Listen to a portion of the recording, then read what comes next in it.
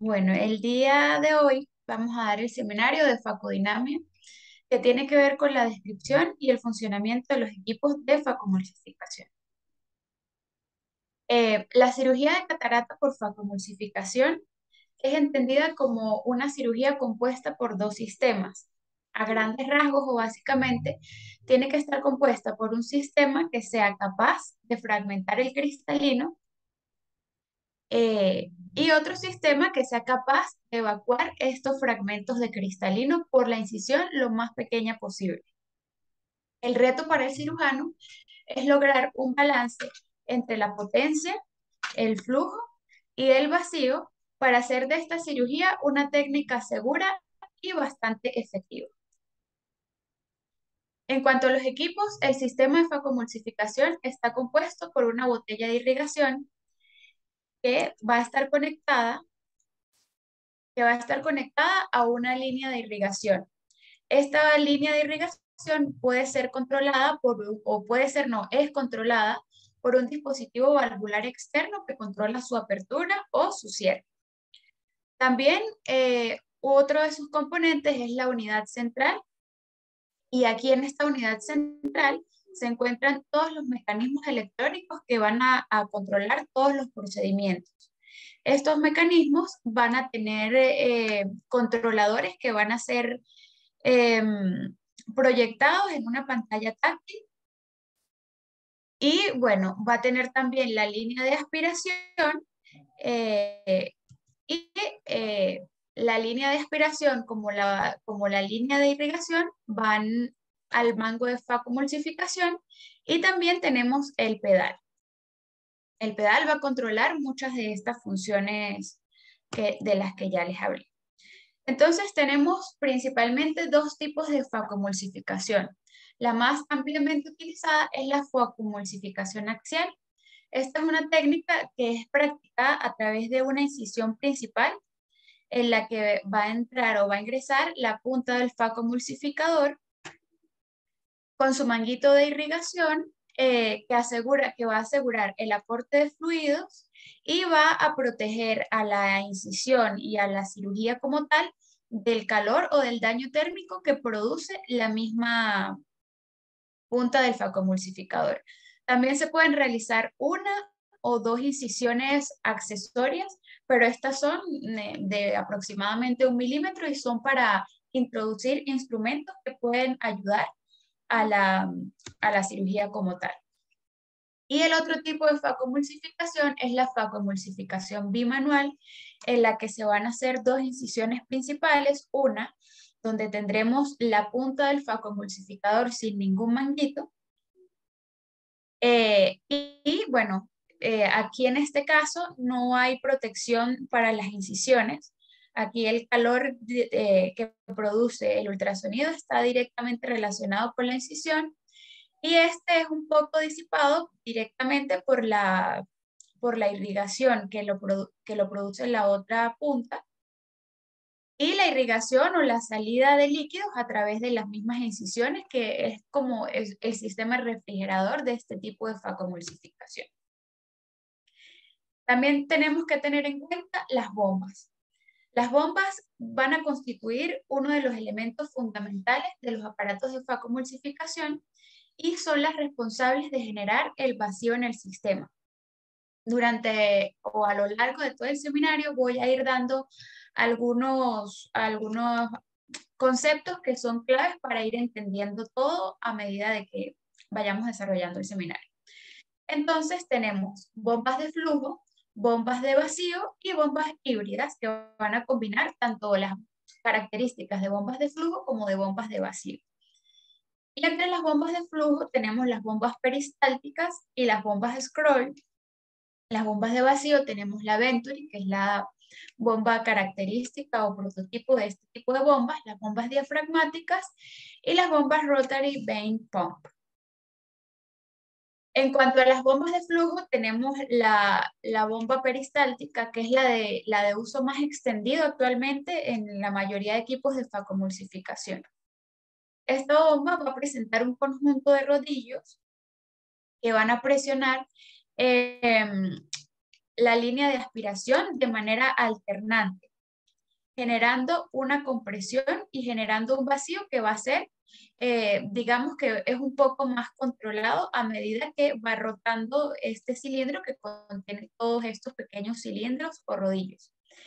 Y la velocidad con la que gira este cilindro va a determinar la velocidad del flujo.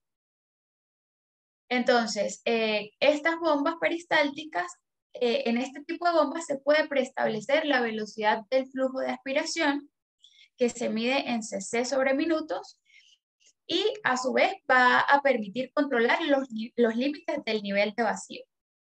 Es importante aclarar que en este tipo de bombas el control del flujo y del vacío es independiente, cada uno de ellos. Y esto va a depender de si se encuentra o no la punta del facomulsificador obstruida. Entonces, bueno, si en la punta del facomulsificador se encuentra libre, va a haber un mayor flujo porque la bomba o la bomba peristáltica pues va a estar ejerciendo su función, atrayendo el líquido, y a mayor flujo hay mayor flowability. Esta es la propiedad que tiene la punta del facomulsificador para atraer en sí, esto no es no tanto la punta del facomulsificador, esta es una propiedad que permite que todas las masas de catarata, las masas de cristalino, se acerquen a la punta del facomulsificador. Entonces, a mayor cantidad de flujo, mayor flowability. Pero esta situación cambia completamente si la punta del facomulsificador se ocluye. Si la punta del facomulsificador se ocluye y hay mayor flujo, quiere decir que la bomba está trabajando, pero no está ocurriendo una entrada de líquido. O sea, la bomba está trabajando allí y esto está completamente ocluido. Entonces, el tiempo de alcanzar el vacío prefijado se va a acelerar mucho más y esto puede originar que la cámara anterior colapse. Entonces tenemos que, por ejemplo, si trabajamos con un nivel de flujo bajo de aproximadamente 20 a 25 cc minutos, quizás la cirugía se haga un poco más lenta porque el nivel de flujo va a ser más lento o va a ser menor, y esto va a conllevar a que la followability sea menor y la cirugía sea un poco más lenta porque los fragmentos van a tardar un poco más en acercarse a la punta del facomulsificador. Pero es una cirugía que va a ser mucho más controlada y este parámetro es ideal para cirujanos que están iniciándose en la facomulsificación como tal. En cambio, si usamos un flujo mucho más alto, como 30, 35 cc minutos, la cirugía va a ser mucho más rápida, pero también puede ser mucho más agresiva y puede originar capturas inesperadas de iris o de la cápsula posterior, y no le va a dar chance de repente a un cirujano que no sea tan experimentado de saber qué hacer o de resolver al momento de que esta situación se presente. Ahora, en el vacío, cuando también hay dos situaciones, cuando la punta está libre y cuando la punta está ocluida. Cuando la punta está libre, los parámetros de vacío no se van a modificar. Esto teóricamente, ya que hay que tener en cuenta que así la punta esté desocluida, pues siempre va a haber cierta pérdida de líquido a través de las incisiones. Pero cuando la punta del facomulsificador está ocluida, esto va a condicionar la fuerza con la que es retenido el material, y esto puede llevar a que se alcance el tiempo de vacío más rápido y a que se deformen la vía de aspiración, la línea de aspiración. Y esto puede conllevar al surf post-oclusión.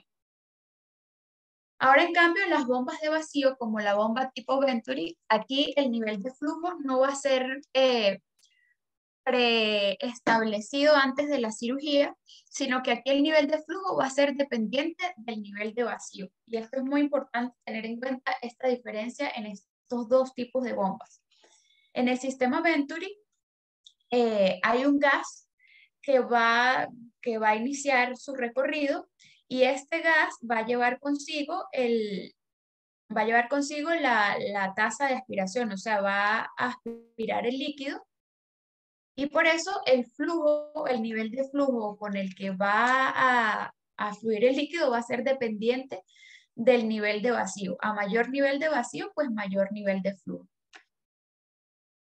En cuanto a los mangos de vacoemulsificación, son bastante parecidos en cuanto a los equipos. De verdad presentan diferencias muy mínimas en cuanto a peso, en cuanto a diseño, en cuanto a tamaño, pero en general todos contienen o tienen los mismos componentes como la punta del vacoemulsificador, el manguito para la refrigeración, la línea de irrigación, la línea de aspiración y el ultrasonido, los cristales piezoeléctricos que van a transformar la energía eléctrica en energía mecánica.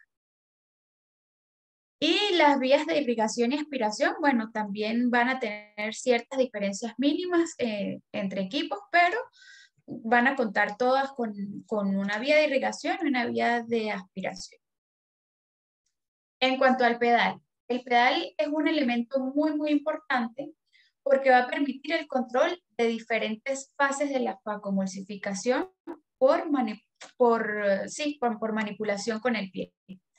El pedal ha pasado de permitir únicamente irrigación, aspiración y vacoemulsificación a otras funciones que se le han ido adaptando para hacer más fácil o más completa la cirugía de catarata. Entonces, con el pedal de vacoemulsificación podemos tener varios modos de uso. Tenemos el modo vacoemulsificación, el modo irrigación-aspiración, el modo vitrectomía y el modo diatermia. El modo vacoemulsificación pues va a tener 4 fases o 4 posiciones en la que 0 es la fase de reposo. Aquí la vía de irrigación se va a encontrar cerrada por este dispositivo que ya lo expliqué, que tiene la vía de irrigación que obstruye la vía externamente por compresión de unas válvulas de goma. Y esta posición es en la que podríamos tener la pieza de mano fuera de la cámara anterior o en algunos casos muy específicos, como en cirugías que tengan, por ejemplo, KRs previas en las que de repente entrar irrigando puede originar desestabilidad en la córnea, pues depende de eso, vamos a ingresar en reposo o en irrigación, que es la posición siguiente. Entonces, la irrigación va a comenzar desplazando el pedal de posición 0 a posición 1. Aquí en esta posición se va a liberar el dispositivo que obstruía la vía de irrigación, se va a presurizar la cámara anterior y se va a profundizar. Teóricamente, si no hay pérdidas de líquido, la presión hidrostática de la cámara anterior se va a igualar con la de la bolsa de irrigación y no debería haber salidas de líquido. Sin embargo, esto es algo que es solamente teórico porque siempre va a haber, así sea en un menor porcentaje o en un mínimo porcentaje, salida a través de las incisiones. Luego viene el recorrido de la posición 1 a la posición 2 y aquí, o sea, se tiene la irrigación, pero se agrega también la aspiración en la posición 2. Esta posición de irrigación y aspiración ya va a activar la bomba, bien sea la bomba peristáltica o la bomba Venturi. Y aquí ya comienzan, o esto va a producir que se dé el flujo, que aumente el flujo, y va a haber, claro, al haber aspiración, va a haber aumento del flujo. Y bueno, ya los fragmentos de cristalino pues se acercan a la punta del vacoemulsificador obstruyendo. Y el tercer recorrido, que sería desde la posición 2 a la posición 3, va a originar ya el uso de energía, va a condicionar el uso de energía con el ultrasonido. Ahora, en el modo irrigación-aspiración, este mismo pedal solamente va a tener 2 fases o 2 recorridos, de 0 a 1, que es la fase de reposo, de 0, que es la fase de reposo, y de 0 a 1, que se da la irrigación, y de 1 a 2, donde se da la fase de irrigación-aspiración. En el modo vitrectomía tenemos de igual manera la posición 0, que es la fase de reposo, la posición 1, que es la fase de irrigación, pero aquí sí puede variar según el tipo o el tiempo de la cirugía, y se puede variar, la posición 2 puede ser de aspiración inicialmente o de corte, o la posición 3 puede ser corte o aspiración, y esto puede ser intercambiable por el cirujano. Y en el modo diatermia, el pedal va a controlar nada más o va a pasar de reposo a coagulación. Y para continuar explicando este seminario, es importante entender lo que es la dinámica de los sólidos y la dinámica de los líquidos durante la cirugía de facoemulsificación. Entonces, el efecto de la punta del facoemulsificador en el cristalino se interpreta como el efecto similar al que ejerce un martillo percutor o una perforadora sobre una superficie sólida, que en nuestro caso es el cristalino.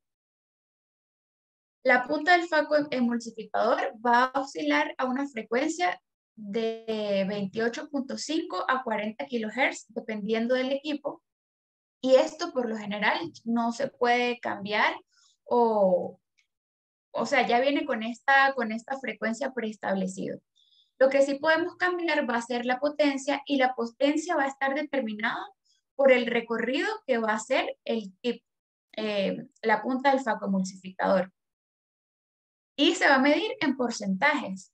Por ejemplo, podemos prefijar que la potencia de nuestra cirugía sea a un 50% como límite alto o límite mayor prefijado, o al 100%, y esto va a determinar pues de la distancia que la punta recorra.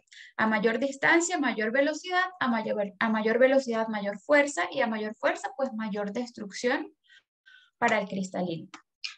Entonces, bueno, tenemos que la fuerza es definida como la causa capaz de provocar deformaciones o aceleraciones en los cuerpos, realizándose tales efectos por contacto del agente productor con el cuerpo o transmitidas a distancia en los llamados campos de fuerza. Esto es el concepto teórico de lo que quiero explicarles. Esto quiere decir que si tenemos una potencia que es mayor que el objeto que nos está originando resistencia, en este caso el cristalino, si la potencia es mucho mayor, se va a producir destrucción de este objeto que está haciendo resistencia.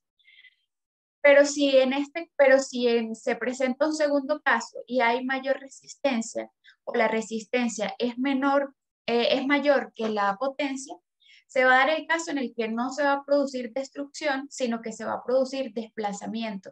Y esto es súper importante tenerlo claro, porque en casos de cirugía de cristalinos muy duros, para las fases iniciales de la cirugía, para el esculpido, es importante que iniciemos la cirugía con una potencia alta para poder iniciar las primeras fracturas del cristalino, ya que si iniciamos con una potencia baja, lo que vamos a originar, en vez de la destrucción o de la fractura, vamos a originar el desplazamiento, y esto puede traer consigo daño a nivel de las zónulas o ruptura de la cápsula posterior. Y está la otra situación, que si la potencia es igual a la resistencia, pues se va originando destrucción y desplazamiento a la vez. Ahora, en cuanto a la dinámica de fluidos, tenemos que una fluídica correcta de un equipo de facoemulsificación debe permitir la destrucción de la catarata y la aspiración, manteniendo la configuración arquitectónica de la cámara anterior de forma estable, es decir, buscamos siempre que la cámara anterior no colapse para evitar de esta manera el daño de las estructuras como el endotelio o la cápsula posterior, que en nuestro caso, para que la cirugía sea un éxito total, pues deben mantenerse íntegras. Bueno, y tenemos que la irrigación, la irrigación debe ser igual a la cantidad, debe ser igual o un poco mayor a la cantidad de líquido aspirado por el equipo, y sumado a las pérdidas incisionales. Entonces aquí tenemos la irrigación. Y bueno, tenemos en esta flechita verde la aspiración y las pérdidas incisionales, y esto tiene que ser igual para que se mantenga la estabilidad de la cámara anterior y no se produzca el surge, que es un efecto indeseado indeseable de la cirugía y que compromete varias estructuras como son la cápsula posterior y el endotelio. En cuanto a la irrigación o a la entrada de los fluidos, tenemos que va a estar calibrada por la altura de la botella y el calibre y la elasticidad de las vías básicamente. Entonces, la vía de irrigación siempre tiene que ser un poco más ancha, la luz tiene que ser un poco más ancha que la vía de aspiración y debe ser un poco más flexible que la vía de aspiración. La vía de aspiración tiene que ser un poco más rígida para no deformarse tanto. Y también tenemos que la altura de la botella se puede, en los nuevos equipos se puede preestablecer o se puede manejar de forma muy, muy específica, digámoslo así, para saber qué presión vamos a tener en la cámara anterior. Por lo menos tenemos preestablecido, o teóricamente se tiene preestablecido, que una altura de 15 centímetros equivale a 10 milímetros de mercurio en la cámara anterior. Y durante toda la cirugía, según como se vaya presentando, pues podemos aumentar o disminuir la altura de la botella para así de esta manera aumentar la irrigación o la entrada de los fluidos. Ahora bien, tenemos la oscilación de las presiones en diferentes situaciones, ¿sí? Tenemos cuando está el pedal en cero y entramos a la cámara anterior. Entonces, aquí cuando está el pedal en cero, no tenemos una activación de la bomba peristáltica. Bueno, en este caso es el ejemplo de una bomba peristáltica. Sin embargo, sabemos que al introducir la pieza del facoemulsificador, la punta, vamos a conllevar consigo las pérdidas incisionales y al estar cerrada la válvula se va a perder líquido por las incisiones, pero no va a entrar líquido a través de la vía de irrigación, lo que va a llevar a un colapso o a un aplanamiento de la cámara anterior. Ahora bien, tenemos otra situación y es cuando está el pedal en 1. Cuando está el pedal en 1, tenemos irrigación. ¿Qué pasa aquí? Solamente se abre esta válvula y aquí se va a presurizar o la presión hidrostática de la cámara anterior se va a igualar con la presión de la botella de irrigación. Sin embargo, también tenemos que tener en cuenta las pérdidas incisionales y esto no va a ser un sistema completamente cerrado, sino que va a quedar un remanente mínimo que que viene de la botella de irrigación hacia la cámara anterior para suplir estas pérdidas mínimas que están saliendo a través de las incisiones. Y tenemos dos situaciones cuando ya estamos en irrigación-aspiración y ya ponemos a funcionar la bomba. Y uno es cuando tenemos el tip sin oclusión, la punta del facoemulsificador sin oclusión. Entonces aquí tenemos que hay un flujo que se va alcanzando poco a poco a medida que vamos acelerando el pedal o que vamos moviendo el pedal. Y este flujo pues va a ser constante. A medida que vamos perdiendo líquido, vamos aspirando líquido, va entrando líquido. Cosa contraria que sucede cuando se ocluye la punta del facoemulsificador o cuando se ocluye de forma completa, porque la bomba está trabajando, se está generando un vacío, una deformidad en la línea de aspiración y no está entrando líquido porque no está en la cámara anterior, en teoría está presurizada, pero porque está la punta del facoemulsificador tapada por esta masa de cristalino. Y aquí es donde viene el SART, porque aquí una vez que se desocluye de forma brusca, o tenemos que tener cuidado de que no suceda esto, porque cuando se desocluye de forma brusca, hay un colapso de la cámara anterior porque la bomba está trabajando, está alcanzando un nivel de vacío en su línea de aspiración, se desocluye de forma brusca y esa desoclusión rápida no va a ser rápidamente compensada por la línea de irrigación y bueno, esto conlleva a un colapso de la cámara anterior. Entonces, la aspiración o la salida de fluidos es un principio fundamental de la facoemulsificación. Y es un poquito más complicada que la irrigación porque depende de muchos factores. depende de las incisiones, depende del diámetro de la punta del facoemulsificador, depende del tipo de bomba, si es Venturi o es peristáltica, y también depende del diámetro del tubo de aspiración y del compliance que tenga este tubo, es decir, del grado de deformidad que pueda tener este tubo de aspiración. Entonces, para resumir un poco, el flujo se va a medir en 6 minutos. En las bombas peristálticas se puede controlar de forma directa, pero separada tanto el flujo como el vacío. Y a mayor flujo, mayor followability. Y en cuanto al vacío, pues va a estar determinado por el diámetro de la línea de aspiración. Se va a alcanzar el vacío preestablecido en caso, estos son parámetros que van a ser fijos. Y los parámetros que van a ser variables durante la cirugía, pues puede ser si está ocluido o no, y la posición del pedal que estemos utilizando. Entonces, bueno, aquí tenemos un poquito gráficamente cómo se ve el efecto surge durante la cirugía. Bueno, observamos así que estamos con la punta del facoemulsificador completamente ocluida, y una vez que esta masa es aspirada, el vacío que se genera es bastante alto y va a originar una deformación de la cámara anterior. Esto es lo que vemos nosotros en la cirugía, pero esto es realmente lo que está sucediendo. Tenemos aquí la punta del facoemulsificador obstruido, tenemos el vacío que está generándose en la vía de aspiración y tenemos la bomba que está trabajando constantemente.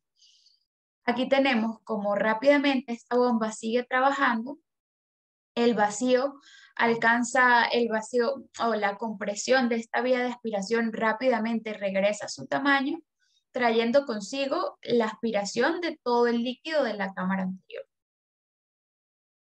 Ahora bien, los nuevos equipos han creado múltiples estrategias para evitar o para minimizar este efecto SAR.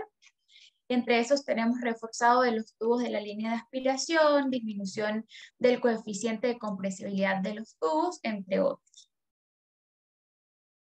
Ahora, este es otro componente del equipo y también es importante entenderlo para hacer de la cirugía un proceso más eficiente. El ultrasonido es toda la fuerza, en el ultrasonido van a interactuar varios tipos de energía, ¿sí? Y este tipo de energía lo que busca es la destrucción o la fragmentación del cristalino para poder ser evacuado. Entonces tenemos que dentro de estas fuerzas que convergen aquí tenemos el impacto mecánico directo, las ondas generadas por partículas y fluidos, la cavitación y la onda acústica. De todos estos tipos de energía, los que son más importantes es el impacto mecánico directo y la cavitación. En cuanto al impacto mecánico directo, va a estar determinado por la angulación de la punta del facoemulsificador y el recorrido que realiza esta punta, es decir, la angulación de la punta y la potencia. A mayor angulación, pues hay una menor superficie de contacto, pero hay una mayor destrucción, lo que no sucede con puntas más romas. Con puntas más romas hay mayor superficie de contacto, pero se van a necesitar mayor cantidad de ultrasonido para poder realizar la destrucción que queremos. Y bueno, un poco más de lo que explicaba anteriormente, el impacto mecánico directo tiene que ver con la potencia y con el recorrido de la punta del facoemulsificador. Tenemos que, bueno, cuando se preestablece un 100% de la potencia, porque hablamos de que hay un recorrido más largo que conlleva mayor velocidad y mayor fuerza. En cuanto a la cavitación, esta fuerza este efecto de energía está determinado por lo que sucede después de que la punta del facoemulsificador golpea el cristalino. Es decir, la punta del facoemulsificador va a golpear el cristalino, pero en su retorno, en su oscilación, se van a llenar de múltiples o se va a llenar de múltiples burbujitas que va a generar daño a nivel del cristalino. Estas burbujas o estas pequeñas burbujas están en contacto directo o en relación directa con la boca de la punta del facomulsificador, no con toda la punta, sino con el aro, no teniendo ningún efecto en el lumen ni alrededor de la punta. Y también es muy importante recordar, o parece lógico, pero es importante decirlo, que si depende de la angulación, pues este efecto de burbuja va a ser mayor o menor daño. Y hay que recordar que que si estamos trabajando con una punta bastante angulada, este efecto puede dirigirse hacia el endotelio corneal y originar daño. Entonces, por eso se trata de verticalizar un poco, o una de las estrategias para no causar tanto daño endotelial es verticalizar un poco la punta del facomulsificador, el, el mango. Ajá. En cuanto a las ondas generadas por partículas y fluido, esto va a estar determinado por todas estas partículas que van a estar generando turbulencias, partículas que ya han sido fragmentadas y van a estar generando turbulencia en este fluido y van a llevar consigo más destrucción de otras partículas. Eh, pero sin embargo, esta no tiene tanto efecto como como los dos mecanismos anteriores. Y la onda acústica es generada por las vibraciones de la aguja del facomulsificación y va a viajar a la onda a la velocidad del sonido, proporcionando el ruido que percibimos durante la cirugía. Sin embargo, esta tiene un efecto mínimo en cuanto a la destrucción del cristalino. Ahora, la modulación de la energía de facomulsificación se puede hacer de dos maneras, o está preestablecido en algunas máquinas para realizarlo de dos maneras. Y lo que busca es realizar, todo esto de lo que estoy hablando, son cosas que se han agregado a las máquinas más nuevas de facomulsificación para hacer de la cirugía una cirugía más eficiente con el mínimo consumo de energía. Entonces, tenemos dos modos de modulación de energía. Tenemos el modo control panel y el modo control lineal. En el modo control panel ya tenemos, y en el lineal también, tenemos un nivel de potencia ya preestablecido o prefijado, ¿sí? Pero ¿qué pasa? En el control panel, desde el principio del recorrido, del tercer recorrido que ya comienza la facomulsificación, vamos a iniciar con el máximo o el tope de potencia preestablecida, desde el inicio del recorrido del pedal. Aquí, por ejemplo, tenemos en este ejemplo tenemos que preestablecimos nuestra potencia al 100%. Y desde el segundo 0 al segundo 3, o desde el recorrido inicial del pedal hasta el fondo del pedal, tenemos la misma potencia. Iniciamos con el 100% de la potencia. Y si nuestra potencia está preestablecida en 50%, bueno, aquí en este ejemplo vemos que de igual manera, desde el segundo 0 hasta que terminamos de llevar el pedal al fondo, vamos a tener la misma potencia. En cambio, en el control lineal, esto se va a ir alcanzando a medida que movemos o desplazamos el pedal. Y inicialmente en el segundo 0, pues vamos a ir alcanzando gradualmente la potencia preestablecida a medida que presionemos el pedal. Y vamos a llegar a nuestra potencia preestablecida, pero de forma exponencial. Entonces aquí tenemos el mismo ejemplo, potencia preestablecida en 100% y potencia preestablecida en 50%, pero vamos a llegar poco a poco a medida que desplazamos el pedal. Ahora, en cuanto a la forma de entrega de esta energía, lo tenemos en forma continua, en forma ráfaga, en forma pulsada y en forma de hiperpulso. Esto que expliqué aquí es la forma continua, este ejemplo que di aquí. En la forma pulsada va a tener también los dos modos, el modo panel y el modo control lineal. En el modo panel vamos a comenzar desde el inicio del recorrido del pedal con el máximo de energía preestablecida, pero va a tener ciertas oscilaciones en periodos on y periodos off, que esto lo que va a ayudar es a disminuir un poco la cantidad de energía entregada y a disminuir un poco la temperatura. Esta estrategia está destinada a disminuir un poco la temperatura de la punta del ultrasonido. Y tenemos este mismo efecto, esta misma modulación, pero en el modo lineal. Van a ser oscilaciones entre periodos on y off que van a ir alcanzando el máximo de potencia preestablecida, pero de forma exponencial. Ahora, el modo ráfaga sí simplemente está dado para o está hecho para el modo control panel.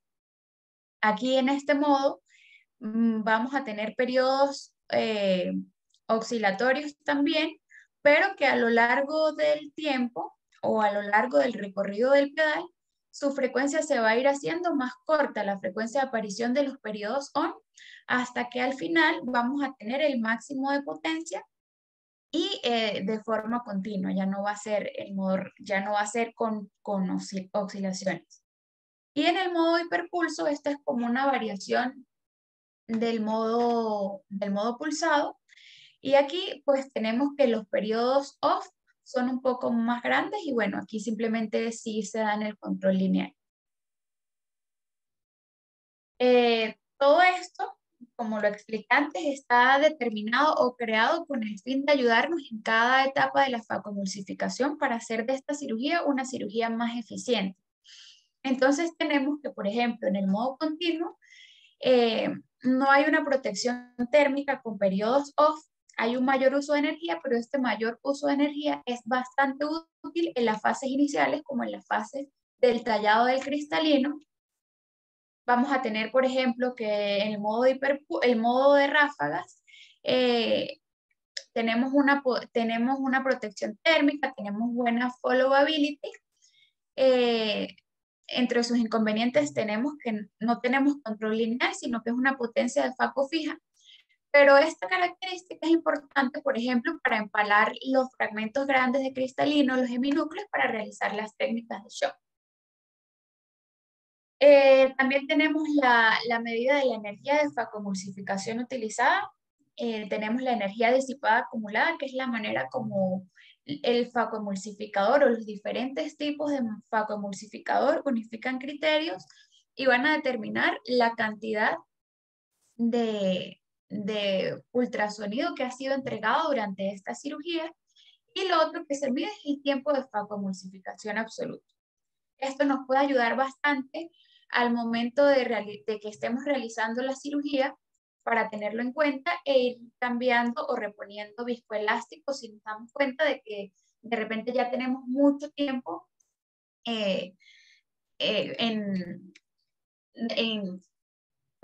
tenemos mucho tiempo dando ultrasonido de forma continua. Y bueno, lo último que debemos saber o conocer es los sonidos. Estos equipos tienen ciertos sonidos específicos para cada fase de la cirugía.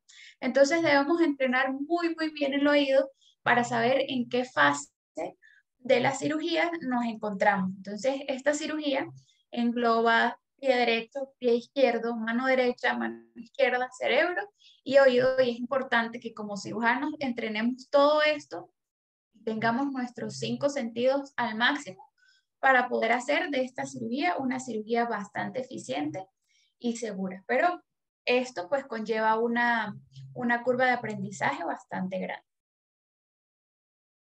Gracias. Esto ha sido todo el seminario del día de hoy.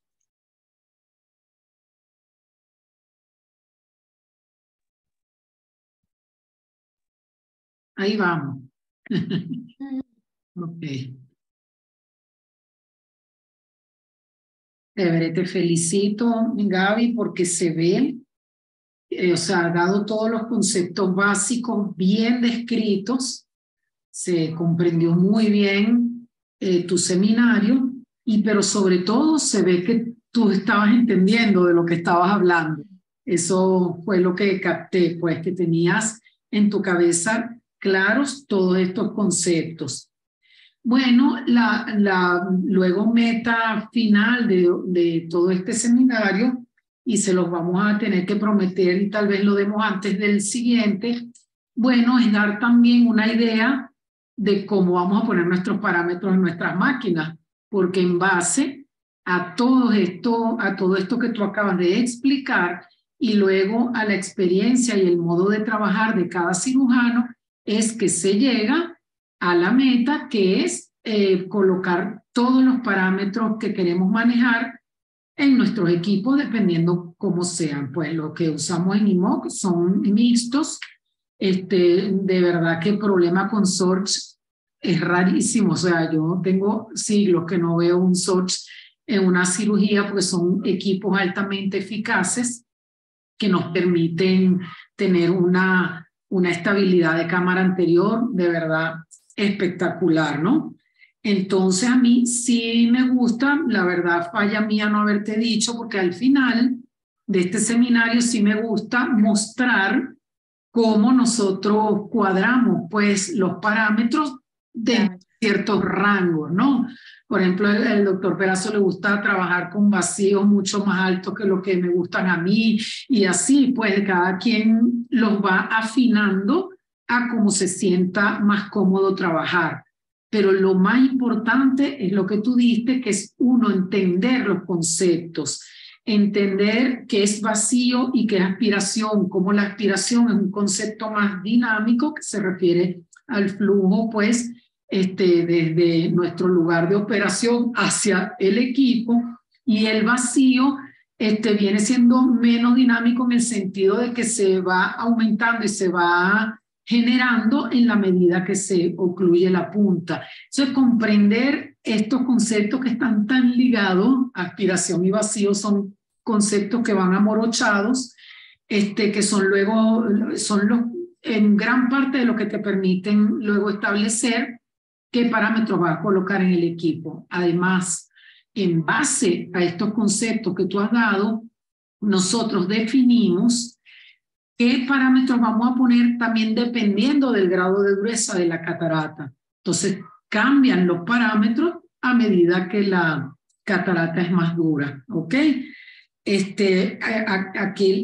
Aquel concepto de no empujar el núcleo es básico. Siempre le estamos diciendo, quédate trabajando en una zona de seguridad con tu punta de faco y usa las bondades de todos estos parámetros para que las cosas vengan a la punta, y no que tú estés con la punta empujando, buscando complicaciones en el núcleo. Y además hay hay un concepto importante también que es totalmente mecánico, que es la mano izquierda, que es cómo nos ayudamos con el otro instrumento para picar, para empujar sobre la punta. Eso también influye en la fuerza, que es, bueno, lo que tú estás haciendo con tu mano accesoria, ¿no? Luego, al entrar en cámara, preferimos no entrar en posición ceros, siempre en 1. Ya uno entra irrigando por el tema del escape por las heridas, ¿ves? Entonces uno entra en 0, siempre algo va a salir por las heridas y ya se te empieza a aplastar la cámara. Entonces nos gusta entrar de una vez en irrigación para que eso nos ayude a mantener la cámara, ¿no? Lo del ángulo de la punta, que también nos gusta mucho más las puntas anguladas, estamos ahora tendiendo a usar el ángulo, la angulación de la punta en forma oblicua, para no dañar ni epitelio ni tampoco cápsula posterior. Entonces, bueno, en forma lateral es bastante efectivo porque, digamos, el área de catarata es muy lateral. Y bueno, y evitamos así el área de endotelio y de cápsula posterior, ¿ok?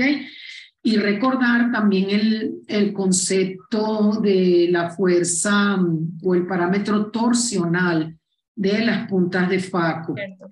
Que el concepto de usar torsional también tiene mucho que ver con ese taladro mecánico que pusiste, porque es una manera como de poder introducirse en el núcleo y en los fragmentos en general de cristalino de una manera más efectiva. Y ojo, que el torsional también es ultrasonido. Entonces, no pensar que porque tú pones el equipo en parámetro torsional y no usas ultrasonido, realmente no lo estás generando. El movimiento torsional también genera ultrasonido y también es dañino pues para las estructuras del ojo, especialmente del endotelio.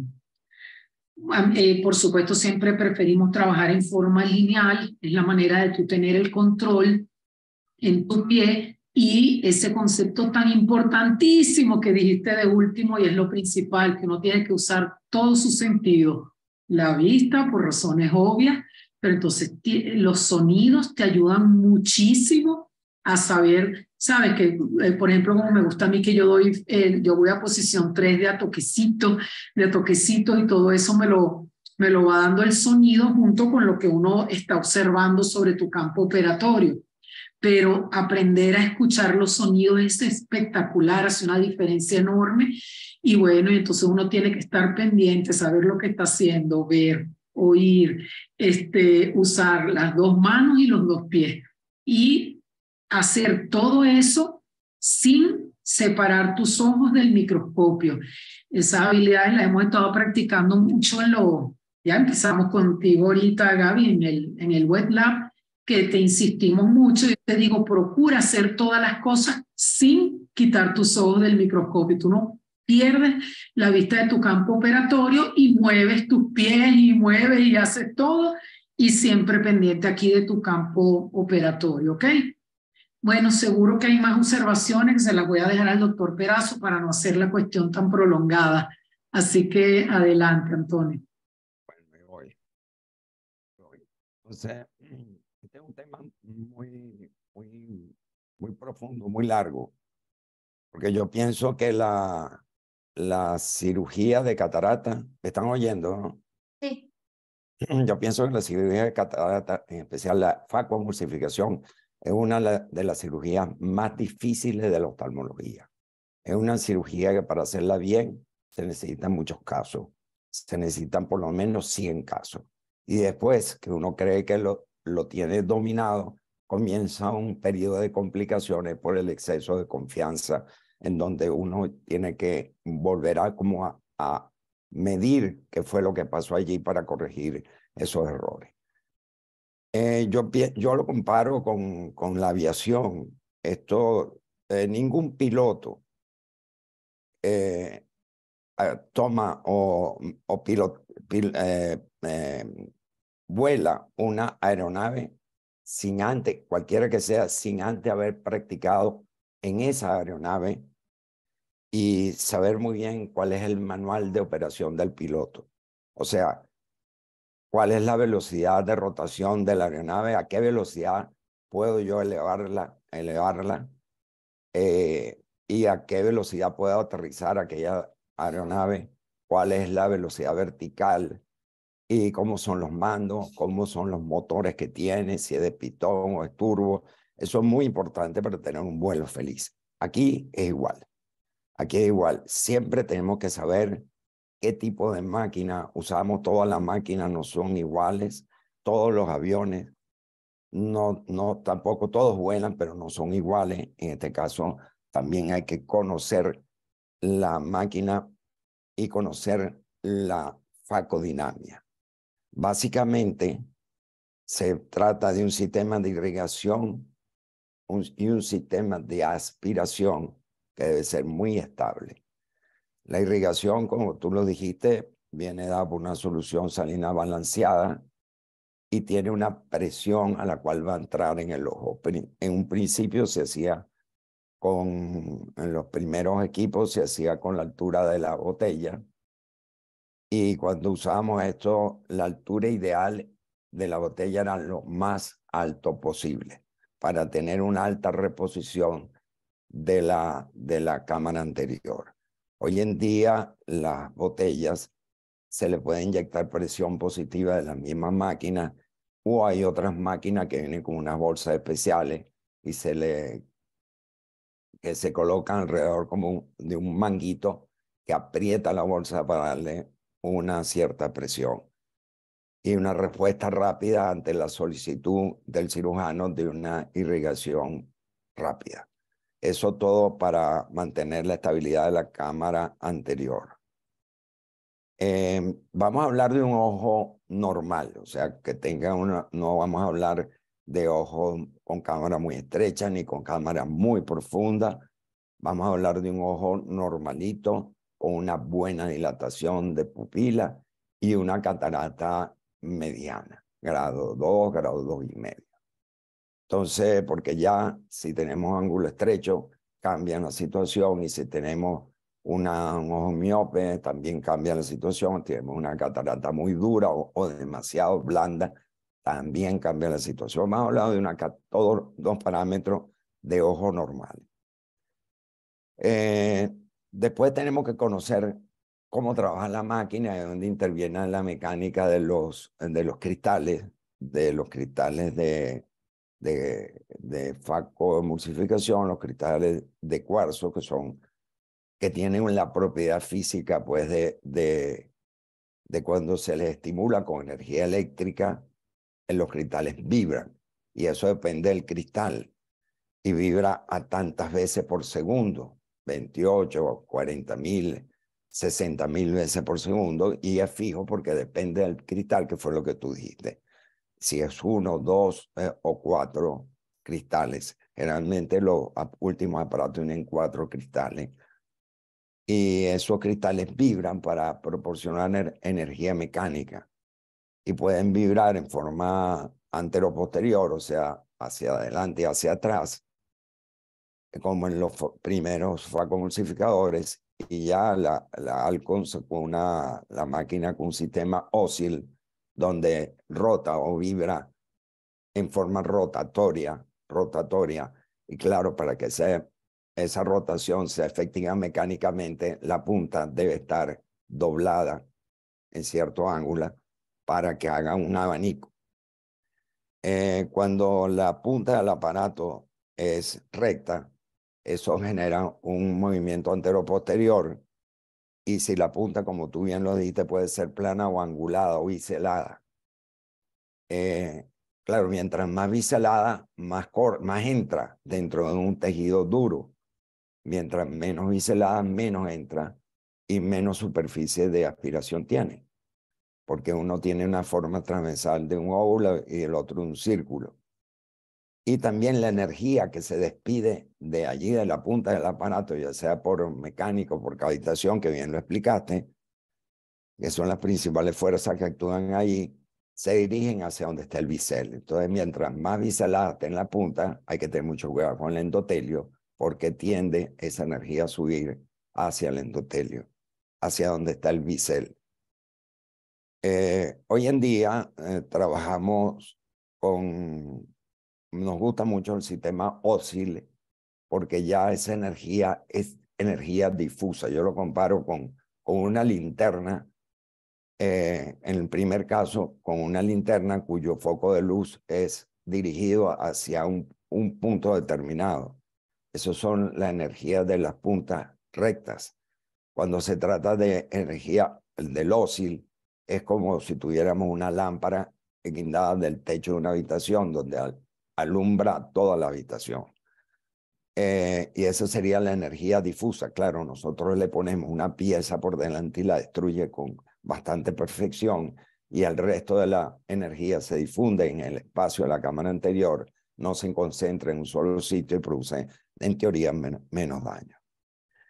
Cuando nosotros quitamos la cápsula anterior, en el momento que hacemos la capsulotomía, lo que queda es material cristalino que comprende la corteza, el epinúcleo, todas las capas, hasta el núcleo.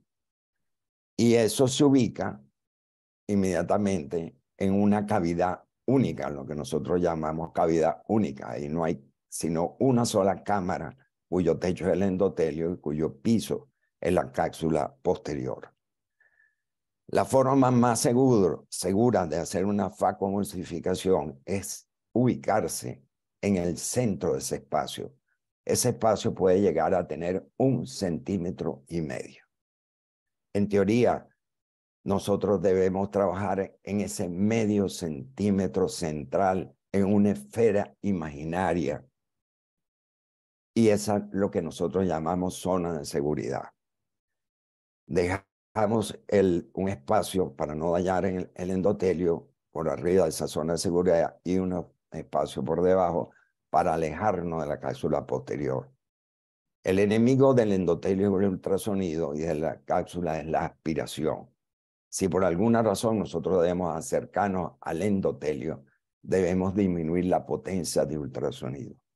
Y si nos acercamos a la cápsula posterior, debemos disminuir la potencia de la aspiración o vacío. Entonces, para actuar y considerar que la anatomía de esa cámara única, yo la comparo con la forma que tiene un platillo volador. Su máxima altura es en el centro, y si nosotros nos acercamos hacia la periferia vamos a tener problemas, porque el endotelio se acerca a la cápsula posterior, además de tener unos elementos en la periferia como es el esfínter del iris o el iris en sí. Entonces, la diferencia de las bombas peristálticas y Venturi, que son las más usadas, tú la dijiste, la explicaste bastante bien. Las máquinas de hoy en día, para no extenderme mucho,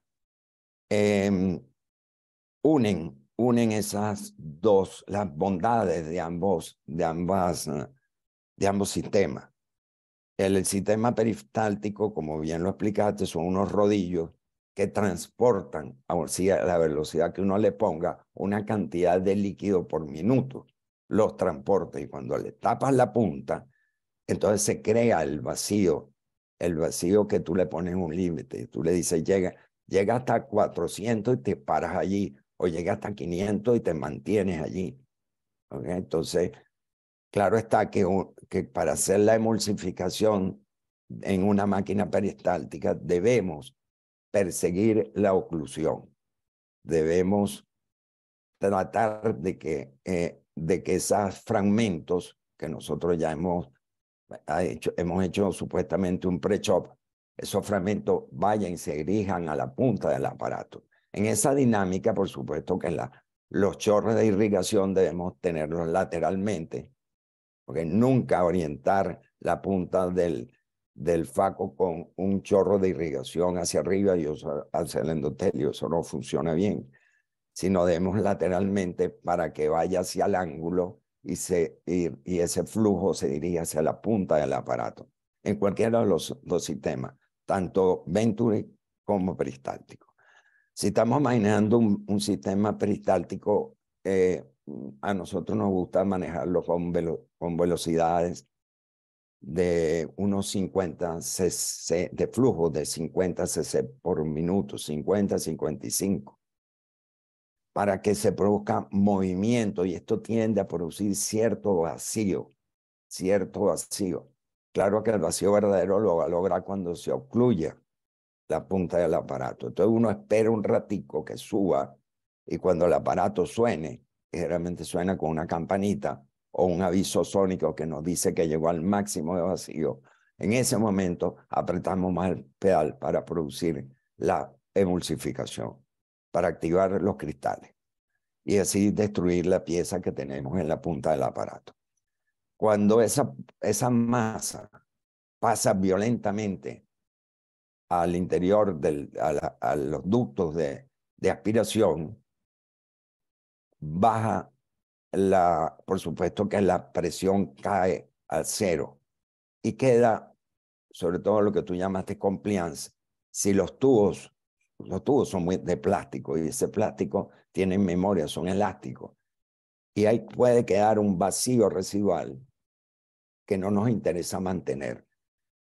Y se puede producir un surge en las máquinas antiguas, pero en las máquinas modernas tienen un mecanismo que es el vent, que inmediatamente en la máquina tiene un detector que detecta que el vacío, que tú cortaste el vacío completamente, y entra aire o líquido al sistema de manguera de vacío para neutralizar esa presión negativa restante que viene después de que tú hayas cortado la aspiración. Entonces, eso es muy importante. En el peristáltico, cuando es puro, ¿no? Sin modificaciones, cuando uno aprieta el paso 3, que es la aspiración, eso aspira violentamente, en teoría, ¿no?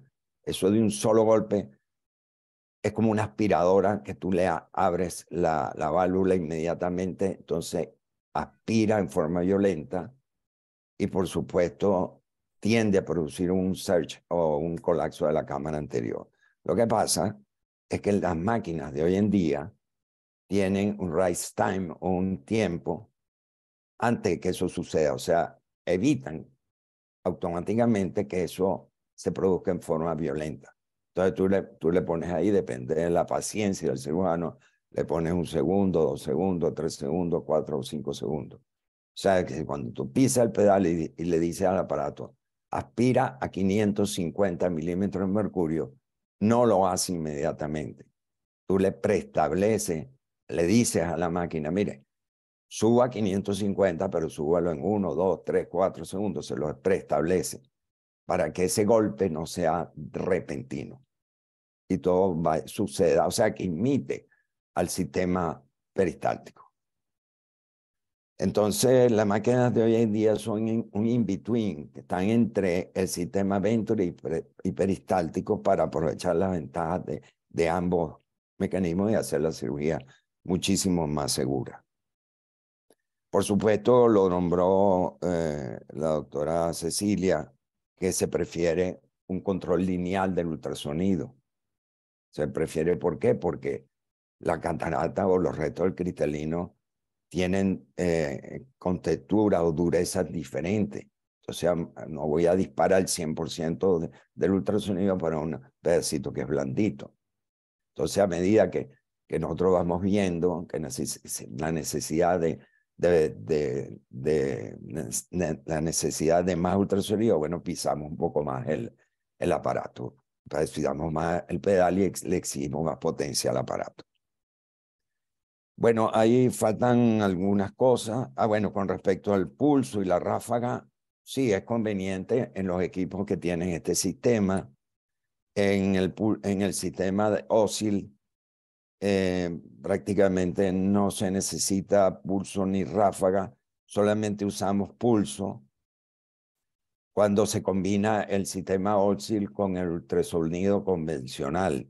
Y eso porque como la punta del aparato de la pieza de la punta de titanio es doblada y la catarata es muy dura, a veces cuando el aparato aspira una pieza, la pieza de cristalino duro, la pieza se tranca en el codo.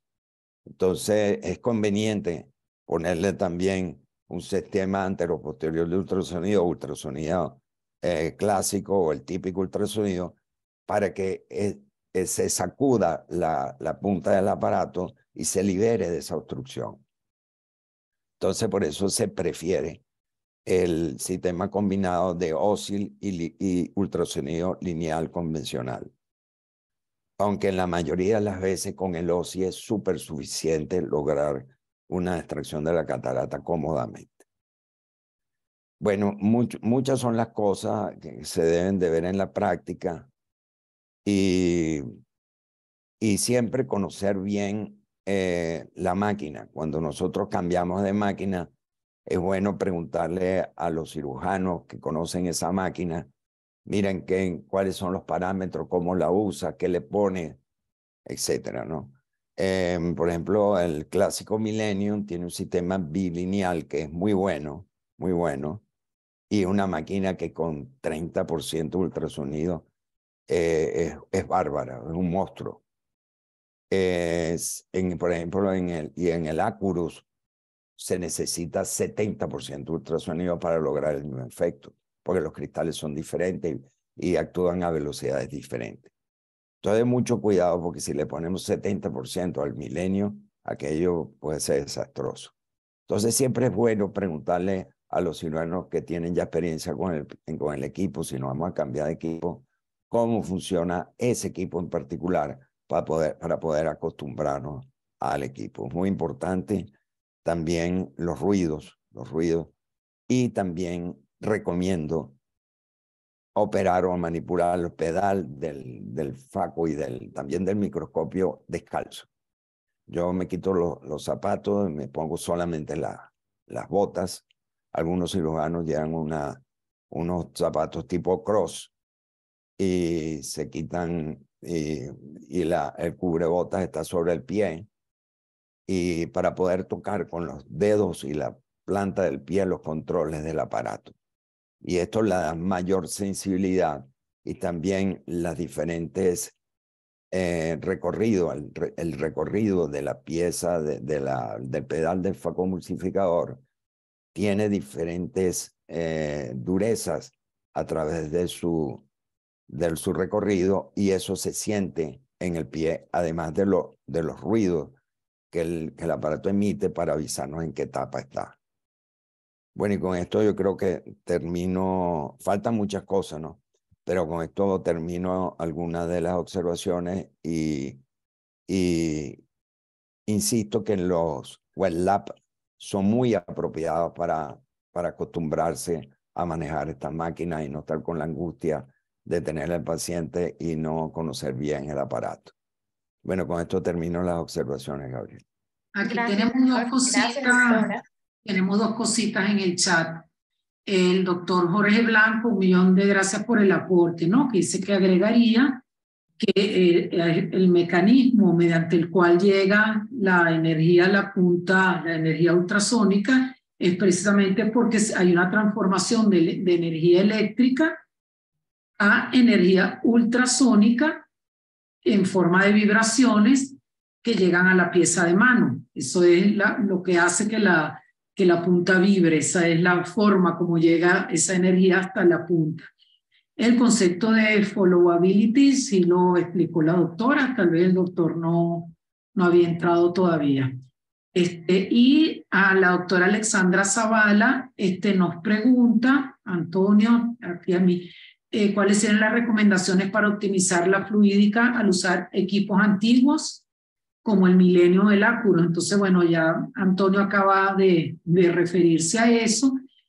Lo que estamos haciendo, porque bueno, yo después de siglos sin usar el Millennium, empecé a ir con las muchachas al Domingo Luciani, bueno, donde ese es el equipo que está, e hice tal cual lo que está diciendo el doctor Perazo, hablar con los cirujanos que ya lo estaban usando, porque bueno, no conseguía quien los estuviera usando, entonces hablando con los mismos cirujanos de allá, y ya utilizando el equipo, pues dos recomendaciones grandotas que yo te daría, Alexandra. Primero, que hay que trabajar con ese frasco pegado al pecho, porque no, el Sorge sí es muy frecuente allí con el Millennium, porque bueno, es una punta muy gruesa, es un aparato que come con un poder muy grande, entonces tal cual lo explicó Gaby, uno apenas pisa un poquito el faco, aquello y se come todo y se aplasta la cámara. Entonces una de las formas de optimizar es trabajar con la botella lo más alta que se pueda, ¿no? Y lo otro, utilizar poderes bajos, como dijo el doctor Perazo, pero además utilizar bastante el pulso. Entonces, bueno, como nosotros no usamos mucho el tallado, sino que usamos el FacoChop, entonces nos enterramos en el núcleo, utilizamos, como yo estaba diciendo, la mano izquierda para fragmentar, pues, con el chopper. Y, oye, luego si la catarata lo permite, pues yo prefiero en el Millennium trabajar de una vez con pulso. No lo dejo así directo de entrada, porque de verdad es un equipo con mucha potencia. Esos son los tips, Alexandra, que te puedo dar.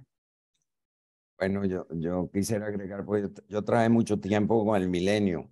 Es un aparato bastante agresivo, hay que tener cuidado, y a mí me gusta mucho el sistema bilineal. Y uno lo puede programar el equipo, porque tiene bilineal significa que tiene dos aceleradores, uno hacia abajo y otro lateral.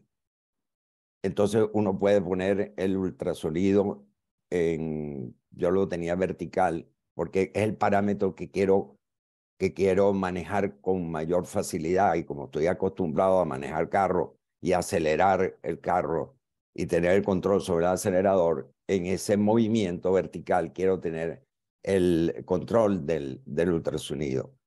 Y lateralmente quiero tener el vacío. Ejemplo, voy a hacer un sulco, que ya no lo hago porque prefiero las maniobras per shopping, como dijo Cecilia.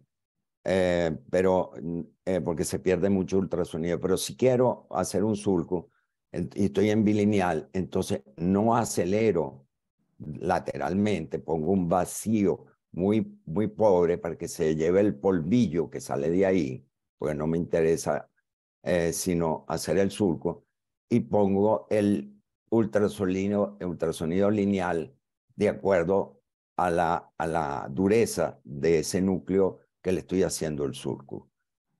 Y ya cuando tengo el surco que me conviene, hago la maniobra de separación en dos mitades, hago la rotación y allí sí, entonces empalo una de las dos mitades y ahí sí me voy lateralmente con vacío al tope y con ultrasonido lo necesario para empalar el aparato, para empalar esa mitad de cristalino. Luego retiro, levanto el pie para quitar el ultrasonido y me quedo con el acelerador en el vacío para hacer la empalada. Nosotros le decimos palito de chupeta. O sea, es como un palito que mantiene la chupeta ahí agarrada para en esa forma jalarla hacia mí y poder introducir por la parte posterior el chop o cualquier instrumento para producir la fragmentación, o sea, poder hacer fragmentar en otro pedazo esa pieza. Y vuelvo a repetir ese mismo movimiento con movimientos de rotación del núcleo para poder partirlo en varias partes como una pizza.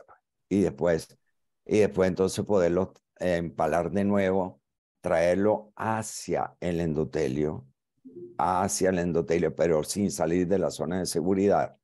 Y allí practicar vacío full y el ultrasonido conveniente. Cuando digo vacío full, yo no recuerdo bien cuál era el vacío que le colocaba al Millennium, pero me suena 300, no me haga caso de lo que me están oyendo, pero me suena más alto. 300, 400. Sí. Sí. Bueno, entonces, de aquí el ejemplo que hay que preguntarle a los cirujanos que tienen la experiencia, ¿no? Sí. Entonces, de aquí, porque no recuerdo ahorita, pero entonces el vacío entonces en 400 Sí, y lo que 350. 350. Entonces es el vacío donde trabaja mejor el aparato y recuerden siempre que nos interesa enviar la cápsula posterior lo más lejos posible. Estamos hablando, por supuesto, de un ojo normal, no de un ojo muy miope ni nada de esa cosa. ¿Ok? Mantener la cápsula posterior bien lejos para trabajar cómodamente en la zona de seguridad. Muy bien, y con eso yo creo que respondí algunas de las dudas.